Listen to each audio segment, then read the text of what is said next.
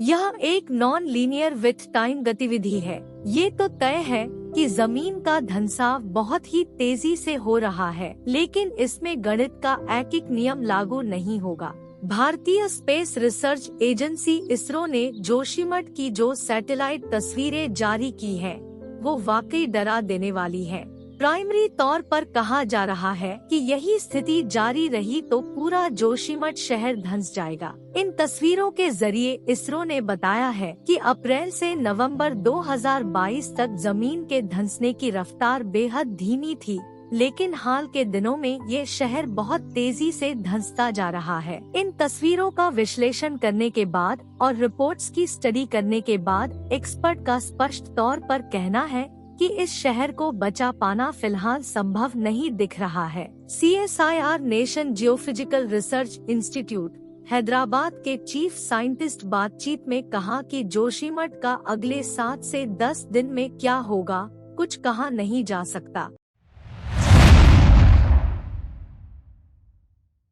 इसरो की तस्वीरों और रिपोर्ट्स के आधार पर डॉ विनीत का कहना है कि अप्रैल से नवंबर 2022 के बीच यानी 7 महीने में जोशीमठ करीब 9 सेंटीमीटर धंसा है, लेकिन 27 दिसंबर 2022 से 8 जनवरी 2023 के बीच यानी 12 दिन के भीतर जमीन 5.4 सेंटीमीटर धंस गई है। डॉ विनीत ने कहा, यह एक नॉन लीनियर विथ टाइम गतिविधि है। ये तो तय है कि जमीन का धंसाव बहुत ही तेजी से हो रहा है, लेकिन इसमें गणित का एक नियम लागू नहीं होगा। इसमें मैथमेटिक्स की तरह कैलकुलेशन कर अनुमान नहीं लगाया जा सकता कि अगले 10 से 12 दिनों में जमीन कितनी धंसेगी।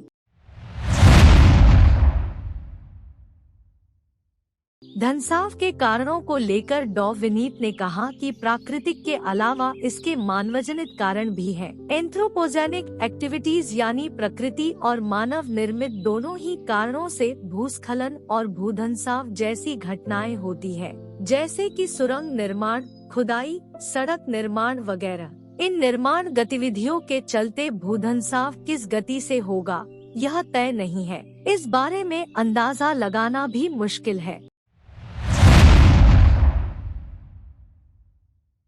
जोशीमठ में जो हो रहा है वो लैंडस्लाइड नहीं है, बल्कि सबसिडेंस है, यानी यहाँ जमीन खिसक नहीं रही बल्कि धंस रही है। उन्होंने कहा कि सड़कों या दीवारों में जो दरारें आ रही हैं, वो ईस्ट टू वेस्ट है।